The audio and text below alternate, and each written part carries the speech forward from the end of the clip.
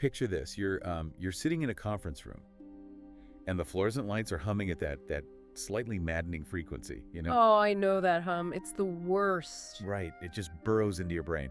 Anyway, you're staring at a presentation slide projected on the wall, and it genuinely looks like a disastrous, like a 2004 Microsoft Paint experiment. Oh, wow. Yeah. Complete with the chaotic fonts, I bet. Exactly. Chaotic fonts, neon colors that actively hurt your retinas, and like data visualizations that they seem to defy the basic laws of mathematics. Just pie charts that add up to like 140%. Yes. And right as you are bracing yourself for someone, literally anyone, to call time of death on this meeting, your boss nods slowly, looks at the presenter, and says those dreaded words.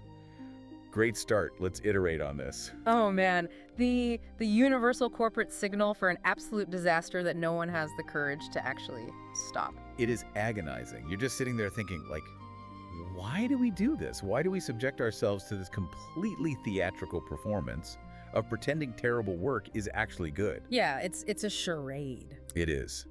Well, today we are digging into a stack of recent behavioral psychology research, some organizational behavior case studies, to dissect the toxic dichotomy of workplace communication.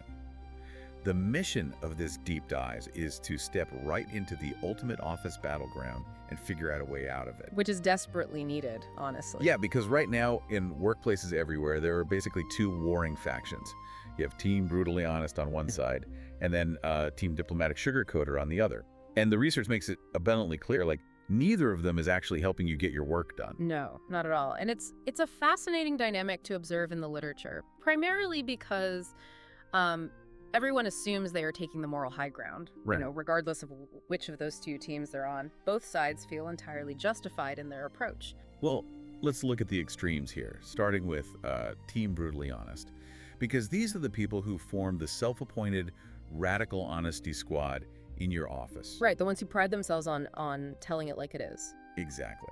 But let's be real, I mean, telling it like it is usually just corporate code for being a licensed jerk. Yeah, pretty much. They walk around thinking that saving, like, 5 minutes of polite small talk completely justifies crushing a colleague's soul right before lunch. Right. They view collateral damage as a metric of their own efficiency, it's wild. If you read the case studies on these personality types, they often operate under this delusion that they are the only ones brave enough to see reality. Wow.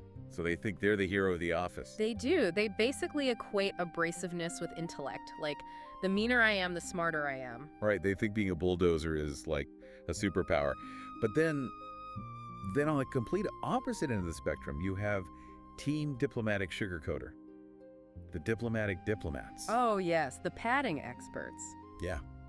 These are the master negotiators of the office who use so much passive-aggressive padding that a simple, one-syllable no gets buried in this dense 3-paragraph essay. Full of buzzwords. Oh, absolutely. Words like alignment and bandwidth and synergy. Yeah. I mean, it is just exhausting to decode. It is entirely exhausting. And frankly, it creates a massive drag on productivity, because what we are really looking at here from a behavioral standpoint is a fundamental failure to communicate reality. Right. The brutally honest person is delivering reality with a sledgehammer, while the diplomatic sugarcoater is, well, they're hiding reality behind a velvet curtain. That's a great way to put it. Yeah, and in both cases, the actual work, the core objective you are all ostensibly being paid to achieve, suffers immensely. Okay, let's unpack this, because I just refuse to believe that people wake up, pour their coffee, and consciously decide to be either a bulldozer or a human marshmallow. Right. It's not usually a conscious evil plan.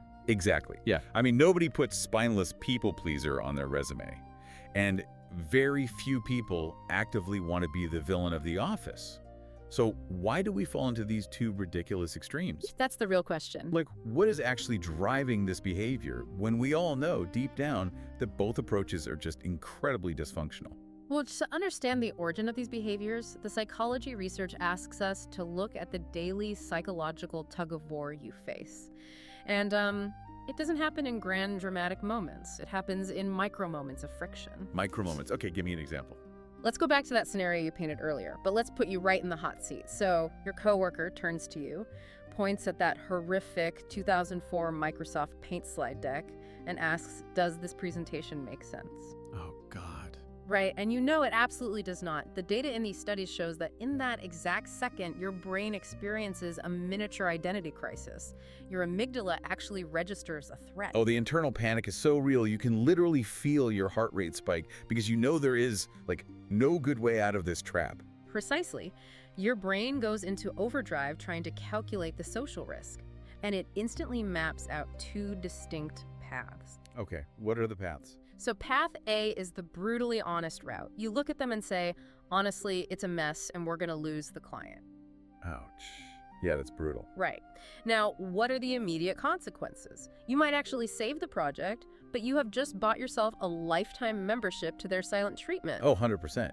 Every future interaction is going to be frosty. Yeah. So you save the client, but you essentially lose the coworker. Exactly. You've solved the immediate task, but you have damaged the network. And now every team meeting for the next 6 months is going to have this underlying layer of tension that just slows everything down. You hit the nail on the head. So your brain, wanting to avoid that social punishment, quickly considers path B, which is the diplomat route. The velvet curtain. Right. You smile, you nod, and you default to the script. You say, it's so creative, maybe we just refined a few minor details. You prioritize the immediate social harmony over the reality of the work. And we all know how that ends. Mm-hmm. You end up doing their work for them late on a Friday night. Yep. Every time. Because you were simply too polite to stop the train wreck when it was, pulling out of the station. You basically become a martyr to your own diplomacy. Right.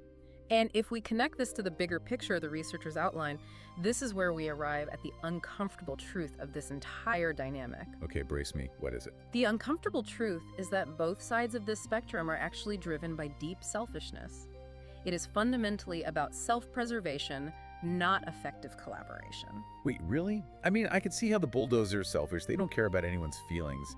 They just want to move fast. Sure. But the diplomat, the person working at 9 p.m. on a Friday to fix the slide deck so nobody gets their feelings hurt, that looks like martyrdom to me. Yeah. How was the people pleaser selfish? Walk me through the psychology there. I know, it is a hard pill to swallow. But let's break down the cognitive load involved. The brutally honest person, as you noted, isn't actually trying to be hyper-efficient. The reality is they just lack the emotional maturity or maybe the willingness to expend the cognitive effort to filter their thoughts. Because formulating a constructive critique actually takes brain power. Exactly. It takes empathy, it takes effort. It is significantly easier for them to just dump their raw, unfiltered reaction onto you. That is a form of selfishness. They are conserving their energy at your expense. Wow. It's essentially outsourcing the emotional regulation. Like, I'm going to say this harsh thing because it's easiest for me, and it's your job to deal with the fallout of how much it hurts. That is a perfect way to phrase it. But the overly diplomatic person is doing the exact same thing, just from a place of anxiety rather than ego. Okay, explain that. The papers on conflict avoidance show that these individuals are not actually trying to preserve the relationship or protect their colleagues' feelings. They aren't? No. What they are actually doing is protecting themselves. They are terrified of conflict. They want everyone to like them. Or, more accurately, they cannot tolerate the temporary awkward discomfort of a colleague being mildly disappointed or defensive. Oh, wow. So to avoid their own internal discomfort, they just lie. They lie, they sugarcoat, they let a bad project move forward, effectively sacrificing the team's overall success just so they don't have to feel socially awkward for a 5-minute conversation. That's painfully accurate. They prioritize their short-term emotional comfort over the long-term health of the team and the project. I think anyone who has worked in an office has been that person at least once. You're staring at a terrible idea and saying, wow, so many great directions we could take this, just to avoid seeing their face drop. Right. We've all done it. We've literally turned workplace communication into a miserable binary choice between being an aggressive bulldozer or a spineless people pleaser. And what stands out to me is that neither one actually respects the person sitting across the table. That is exactly the core of the issue the organizational studies highlight. Neither approach is rooted in professional respect. Yeah. I mean, the bulldozer doesn't respect your feelings or your humanity. And the sugarcoater doesn't respect your intelligence or your capacity to grow. That's so true. If someone gives you a sugar-coated lie, they are fundamentally saying, I don't believe you are resilient enough to handle the truth. Exactly. And the result of both approaches is a massive loss of impact, which leads to the core philosophy we need to adopt to escape this trap. The idea that truth and delivery are actually the exact same thing when it comes to professional impact. Wait, I need you to say more about that. Yeah. Because we usually treat them as entirely separate concepts, right? Like, I had the truth, I just had bad delivery. What do you mean truth and delivery are the same thing? Okay, so the researchers suggest thinking about it as an equation. Let's say you have the absolute truth on your side, like you have correctly identified a fatal multi-million-dollar flaw in a financial model. Okay, high stakes. Right. But your delivery is so abrasive that it makes the other person immediately defensive. In that scenario, your truth is utterly useless. Because they shut down. Exactly. It does not matter how mathematically right you are. When people feel attacked, their brains quite literally stop processing logical information and switch to defense mechanisms. Yeah. Nobody is listening. You have failed to communicate. Right, because they're too busy putting up their armor to hear the data. You could be giving them the winning lottery numbers, but if you scream it at them while insulting their intelligence, they are just going to shut the door in your face. Precisely. The impact of your truth is zero. Wow. Conversely, if your delivery is incredibly sweet, perfectly polite, completely unthreatening, but it contains zero actual truth about the flaw in the financial model, well, you are just wasting oxygen. Because the flaw remains. Exactly. The company still loses money. The impact is, again, zero. Okay, here's where it gets really interesting, because some of the modern leadership articles in our stack provide this brilliant analogy to help us navigate out of this. Oh, the software one. Yeah. They suggest that we need to treat our honesty, the objective facts, as the product, and our diplomacy as the user interface, the UI. It's a great way to visualize it. Right. Think about the apps in your phone. Good software doesn't scream at you in red flashing text when you type your password wrong. It doesn't, insult your intelligence. Like, idiot, you forgot the capital letter. Exactly. But it also doesn't silently pretend everything is fine, except the wrong password, and then crash your entire phone in the background. It just clearly and cleanly guides you back on track. It is a highly effective framework for communication.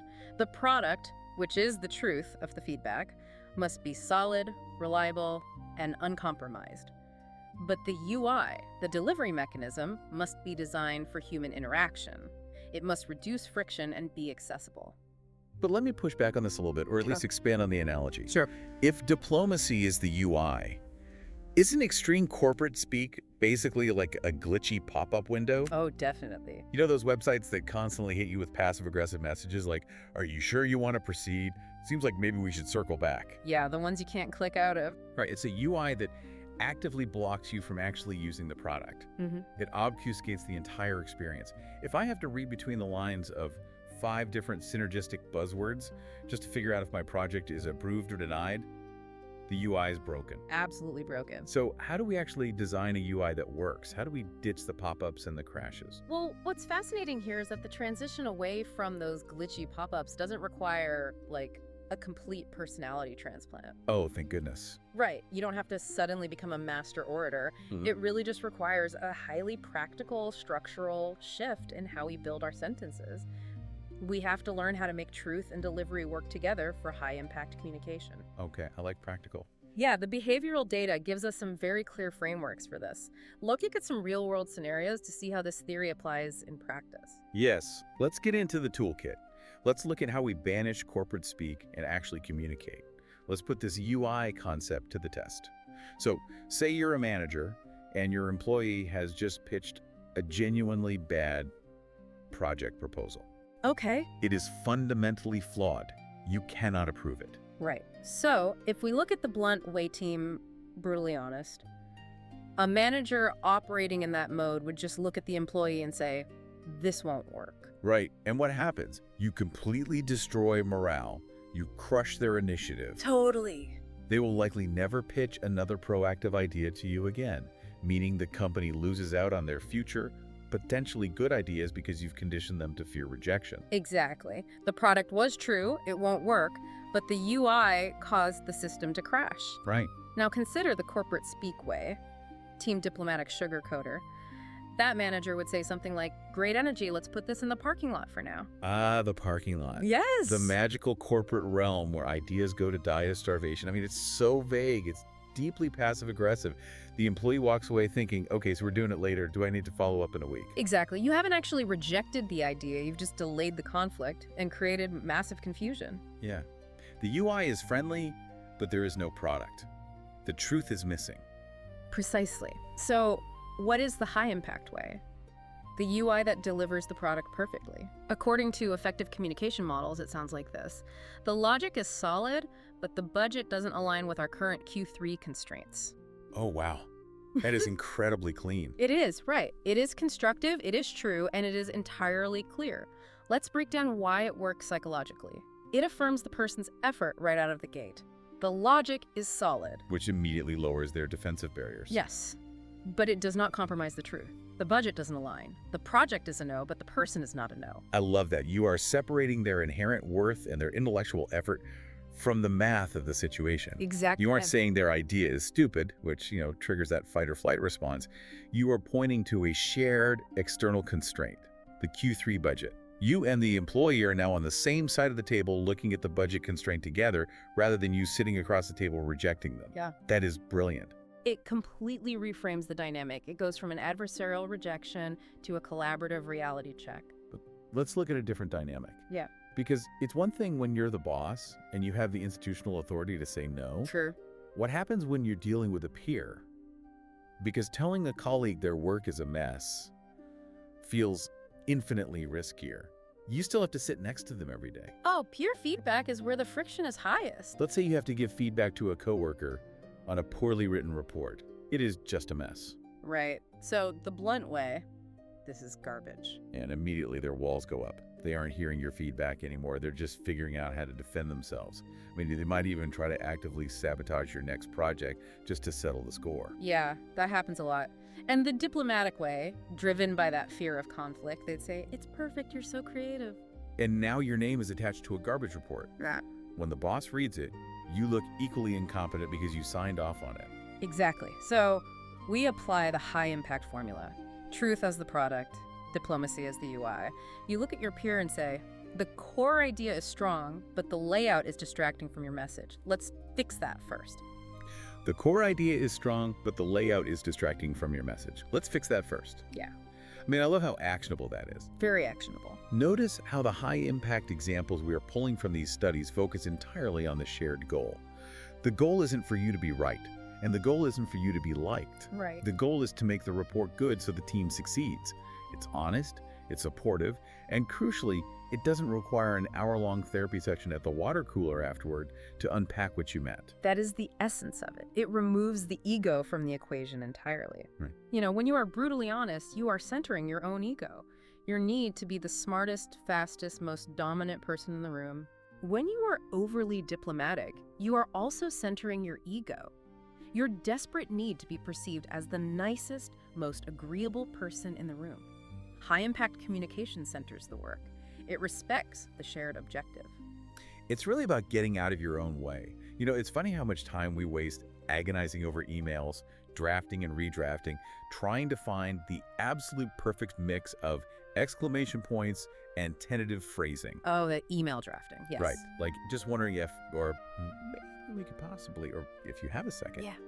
We drain our own cognitive bandwidth just trying to manage someone else's hypothetical reaction to a basic business request. Which, as we established earlier, is just a manifestation of our own anxiety. Right. If you truly trust your colleague and you truly believe in the shared mission of your team, you shouldn't need a paragraph of padding to ask a question or deliver feedback. The respect is built into the clarity itself. Exactly. The literature confirms that teams with high psychological safety don't communicate in paragraphs of padding. They communicate in clear, concise truths. So what does this all mean for you tomorrow morning when you log on?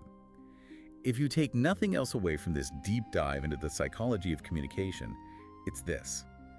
Stop trying to be nice and stop trying to be brutal. Yeah, both are traps. They are. Just be clear. Clarity is the ultimate form of professional kindness. It saves time, it saves sanity, and it actually builds deeper trust than any passive-aggressive compliment sandwich ever could. The researchers leave us with a brilliant, highly visceral metaphor to perfectly summarize this entire dynamic. Oh, I love this one. Yeah. Think of your feedback as a tool, like a knife. A sharp knife cuts clean, it does the job efficiently, and allows the healing process or the editing process to begin immediately. Right. But a dull, sugar-coated knife, it doesn't spare anyone any pain, it just makes a jagged, prolonged mess. It hurts more, it takes longer, and the final result is sloppy. A dull knife just makes a mess. that is absolutely going to stick with me next time I'm staring at a bad slide deck. Good, it should. And as you head back into your own conference rooms or, stare down your own inbox full of corporate jargon, I want to leave you with one final lingering thought to mull over. We spent this time talking about how extreme diplomacy is often just a mask for our own selfish fear of conflict. So consider this. What if the colleague you are most afraid of giving honest feedback to, like the one you've been tiptoeing around and sugarcoating things for all year, is actually the one desperately waiting for someone to finally respect them enough to just be clear with them?